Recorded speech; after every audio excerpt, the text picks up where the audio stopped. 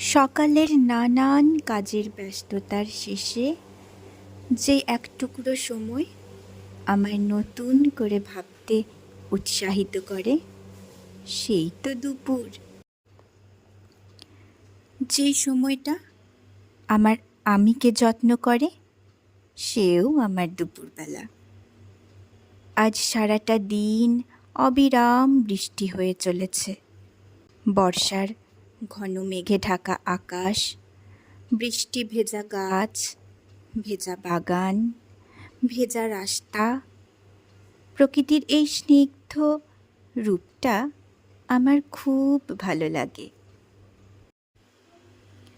সেই ছোট্টবেলা থেকেই দুপুরবেলা বই পড়ার অভ্যেস আমার।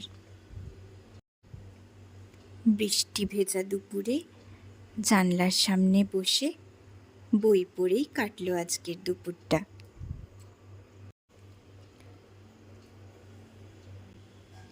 কখন যে দুপুর গড়িয়ে বিকেল হয়ে গেছে বুঝতেই পারিনি।